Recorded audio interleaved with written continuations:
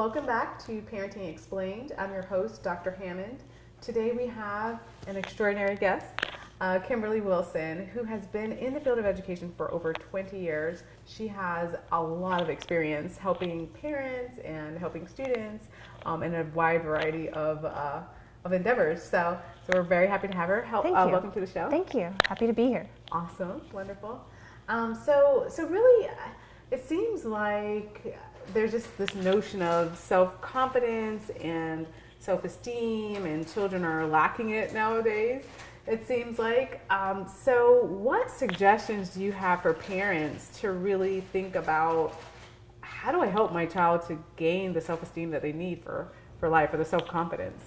Self-confidence starts from within. Mm-hmm. So you as a parent have such a close relationship with your child that you're going to already know where their strengths are. Right. So my number one piece of advice is to focus on those strengths and recognize those strengths. So if you are superior in the way that you set the table, then I would tell you as your parent, I really appreciate how beautifully you set the table. You take pride in what you do. Right. And when you start giving your child the ability to recognize their own strengths and take their own pride in that self-confidence is just going to continue to bloom and grow, and you can continue to add extra pieces on to help encourage them to try. Right, I love that. And I love the example that you gave also about setting the table, for example, because oftentimes I think when we think of strengths, it has to be something big. Huge. Like you're making straight A's, or you're the best basketball player or something like that, but really it can be something that very small is huge to the child, especially if it's a child that already is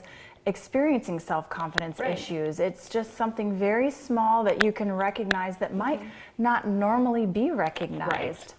It's the little moments that matter, not the winning the all-star basketball game. Exactly. It's being so focus on the little things too. In every day. Love that. I really like that so much. I also really liked on your Instagram page, you had something that said, if you want your child to value perspectives, that you have to first value theirs, which is so important.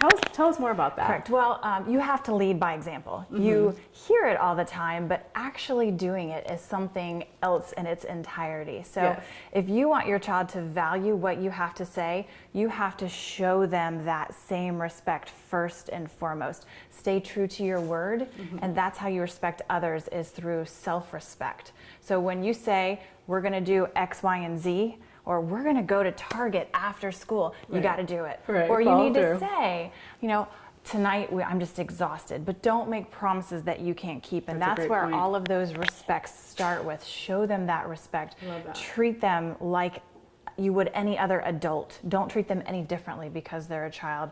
And when you do that, the rapport builds. Right. So valuing them, because a lot of times we hear parents will say, oh, my children don't listen to me, and then children will say, my parents just don't understand me. But really, like you said, taking the time to value them and show them respect is really important as well. Absolutely. I love that. Absolutely. I really do.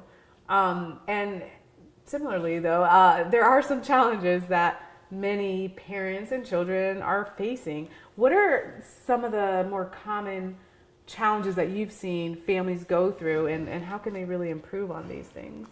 Families are the closest unit out there. Yes. You live, breathe, eat, sleep, all of these things together. And so with that being said, it's difficult to lose perspective. And perspective, as I'm sure you know, is everything. Yes. So the challenge is to stay in tune, not let the little things slip, and to really just understand the close proximity in which you're already residing, but don't prejudge what someone else is going to do. Feel free to keep that open door. Just because you live in the same household doesn't mean that you're necessarily having the right conversations. I love that.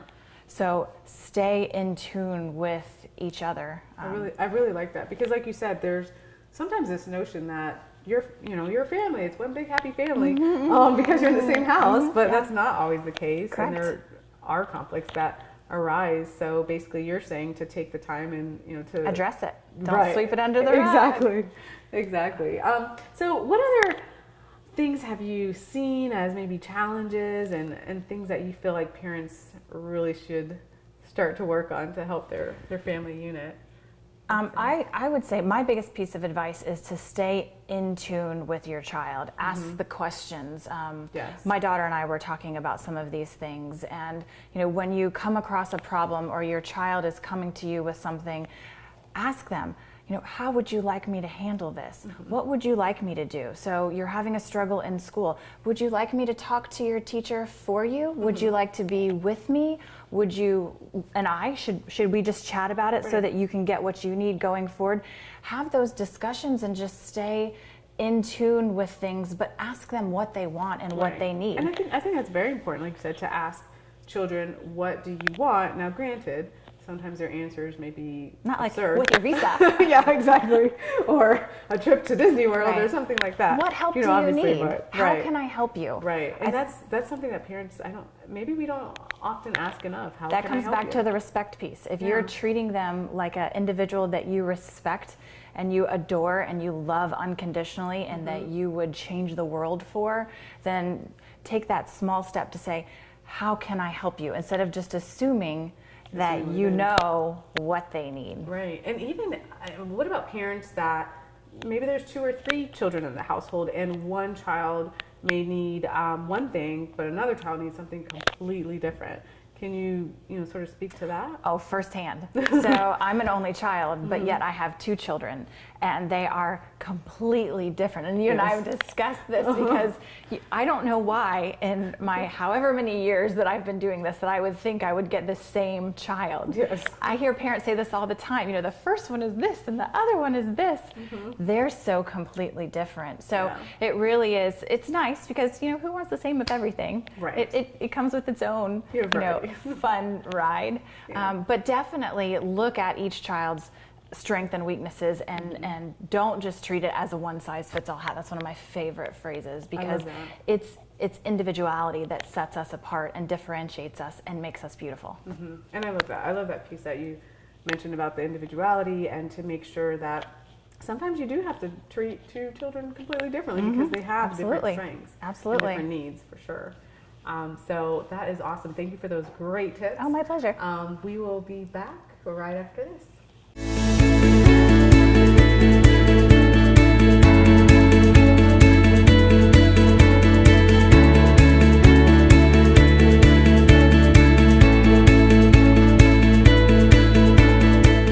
Hi, I'm Dr. Hammond, and I'm here to tell you about 5 self-esteem boosters for your child.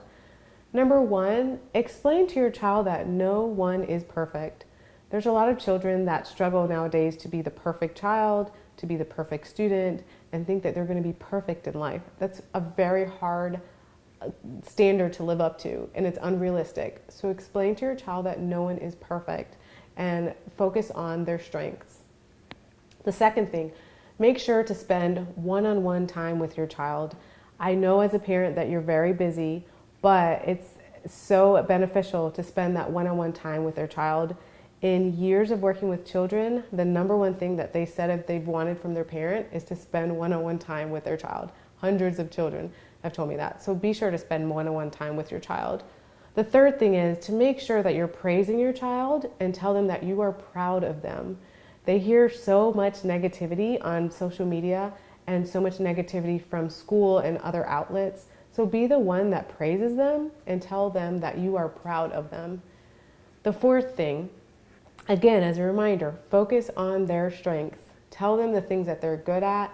Remind them that it's okay if they like art, maybe you like music or sports, whatever they are into, make sure that you focus on those strengths.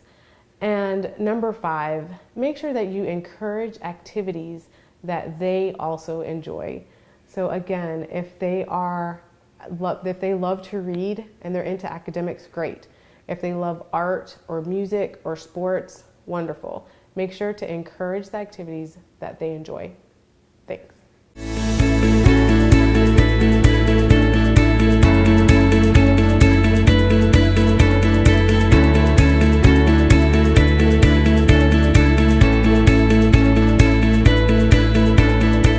Welcome back.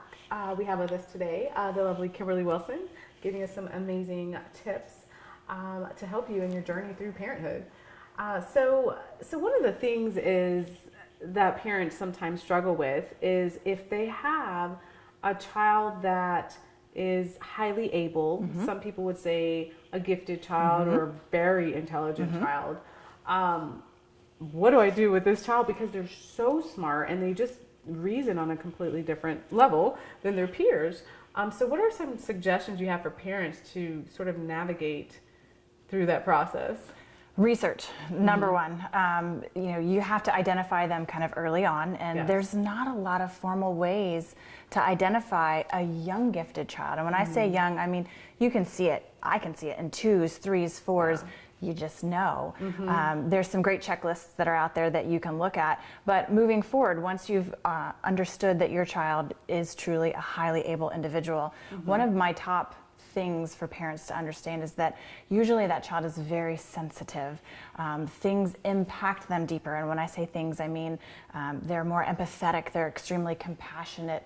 All of the wrongs of the world, whether it's Joni pushed Susie on the playground and she fell down and it was terrible. Wow, so within the preschool, it's higher, and you almost have to coach them through how to handle those emotions because they affect them deeper. And I'm sure you see this all of the time because it tends to compound, and you have to kind of coach them through how to handle those emotions. Right. So it sounds like the academic piece, they may be excelling academically, but we also have to be aware of the social piece and the emotional piece too. Like you said, helping them with the social skills. Absolutely. We've really just identified emotional intelligence as a key player in the big scheme of things, but helping a child early on establish those emotional intelligence traits is very important, and a highly able child has an opportunity to be very engaged and do very well with that. But by the same token, just because they're identified as highly able doesn't necessarily mean that they're always going to have all of the answers. It doesn't mean that they're super tidy and super organized and all of the labels that we give those children. And that's a great point too, because sometimes as a parent you may have to adjust your expectations, because just because a child, as you mentioned, is doing amazing, or it could be grade levels ahead in school, they may be struggling developmentally. They're still developmentally their age. Absolutely. They may be struggling with organizing or keeping the room clean, or Einstein was a disaster. A disaster. And we have him placed here, but when you really analyze who that individual was, you can see his desk today. That's how that mind works. And that's okay. Chaos. You're saying, like, sometimes, absolutely. Absolutely. Okay. If it works for you and for them, then let it work. It works. Nice. Very nice. So as far as that self-confidence, though, maybe for kids that are highly able, or any child really, do you feel like their self-confidence is linked to the type of school that they may be in? Is that a factor? Is that related? I'm an advocate for education and choosing the right school and all of these pieces. So I definitely think that school choice is on a parent. There's so many options nowadays. I mean, just the sky is no limit. You've got private, you've got charter, you've got homeschool, you've got virtual. I mean, you can't name them all. There are so many options. But my biggest piece of advice to all parents is to look at this not necessarily from the perspective that was applied to you during your own education. More than likely, that was decades ago. And that's a great tip. Times have changed. Times have changed a lot. So, we're in 2017 currently, and really thinking about doing something that maybe happened in the 70s or 60s or something like that. Just because it was right for you doesn't mean it's right for your child. That's a great point. So leave no stone unturned whenever you're looking for the best choice for your child. Pursue things that wouldn't normally be on your radar. When I was growing up, homeschool was something totally different than it is now. Now there's even something called unschooling. And what is that? Unschooling. Tell us about that. I'm not exactly sure but it's truly all about not having that structure that goes along with schooling. So with where I'm at, I'm like, oh my, I love project-based learning. That's been something that's been on the radar for quite some time. I believe that's where it's at, but it's not for every child. Right. And so do what works, like you said. Absolutely. For your child. Absolutely. And what about, as far as there's so much cyberbullying now. We're in a digital age, and there's everything, it seems like, has internet access.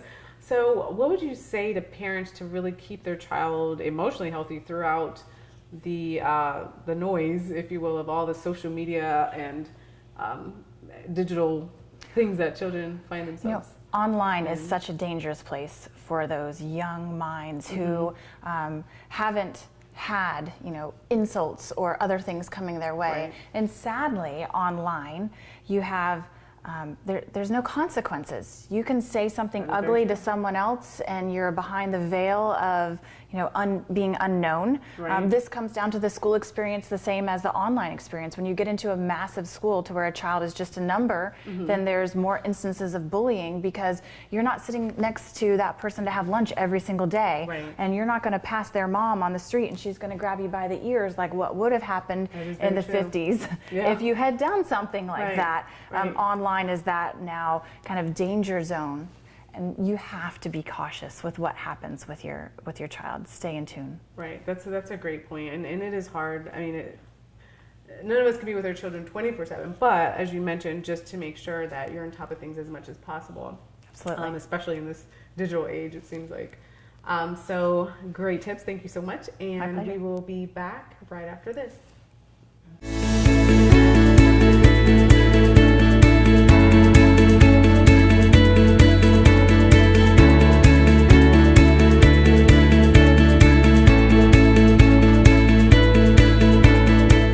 Hi, I'm Dr. Hammond, and I'm here to tell you about 5 self-esteem boosters for your child. Number 1, explain to your child that no one is perfect. There's a lot of children that struggle nowadays to be the perfect child, to be the perfect student, and think that they're going to be perfect in life. That's a very hard standard to live up to, and it's unrealistic. So explain to your child that no one is perfect and focus on their strengths. The second thing, make sure to spend one-on-one time with your child. I know as a parent that you're very busy, but it's so beneficial to spend that one-on-one time with their child.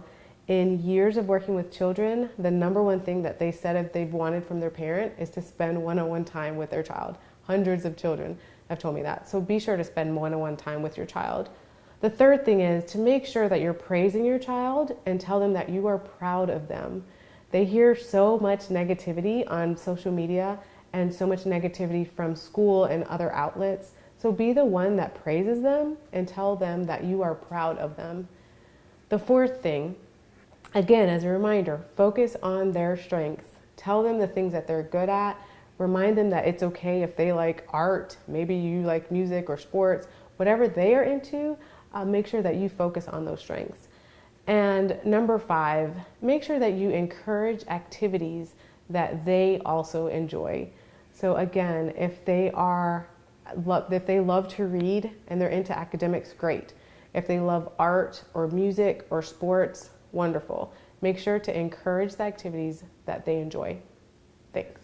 Welcome back. We have our guest today, Kimberly Wilson, sharing loads of amazing information that we need to know as parents to help us through the process of making sure that our children are emotionally healthy. So one of the things when we think about emotional health of children is it seems like there's so many children that are overscheduled. So every single night of the week, there's soccer and there's baseball and there's music and there's art and there's something going on every single day, which is overwhelming. So what tips would you give to parents as far as not overscheduling your child? The cure for soccer mom syndrome. Yes, what would be the cure? I don't have a perfect cure for it, but you definitely need to prioritize.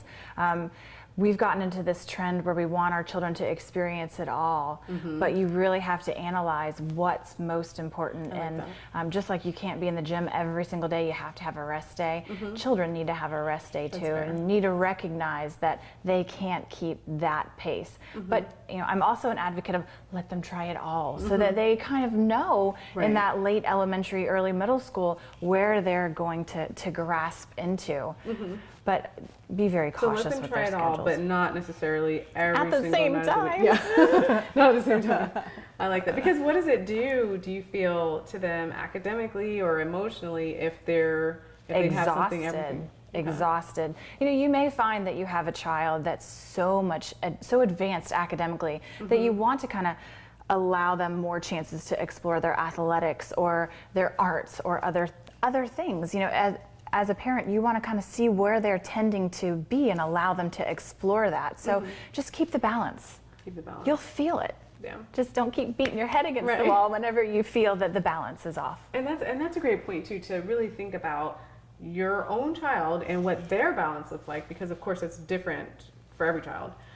So great tip on that. And I also want to talk a little bit for parents, because a lot of times we focus almost the entire show about children, but what about parents that are super busy? Of course, how important is it for them to take their own time to care for themselves? And how can they do that? I love this. And one of the things I often say is, you know, nowhere does it say that parents have to be superhuman. You have got to take care of yourself, because nobody else is going to take care of you. And if you spend it all, then you won't have any left to give in the care of your child. You will be so frazzled and so frustrated that your relationship, not just with your child, but overall, is going to suffer. Right. So that's, I mean, and those are really great points too, because really and truly, and I mean, as many parents, you want to do what's best for your child, but one of the things that is best for your child is really making sure that you take the time for yourself. Absolutely. To make sure that you're healthy as possible. Absolutely. So great tip. Love that. Is there anything else that you wanted to add about helping parents to help themselves in the realm of self-care? You know, just because you're taking care of yourself, you know, you may need to have some of your own time for yourself, but that doesn't mean that you can't include your children in some of these things. As parents, parenting is this new phrase that's come up as the baby boomers have had children, and there's no prescription to be the perfect parent. You get to choose your destiny in this. You get to decide how you're going to enjoy this journey. And you know, whether that means you're going to plan girls trips and we're going to the mountains, or whether that means you're going to plan a trip and you're going to take, you know, just one of your children to the mountains and enjoy them. It's up to you to decide how you want to paint this picture. Okay. And tell us, as we wrap up here, tell us about your books. My books. Well, the first one is the first one is Choosing the Right Preschool, and then the next one is Smart Cookie Recipes, and it's how to raise a successful child. And tell us about your website. It's at KimberlyKWilson.com, and you can see the links for my books. That's my blog. Smart Cookie Recipes has a website itself, smartcookierecipes.com. Awesome. Thank you so much. My pleasure. It's been a pleasure. Yeah. Thanks.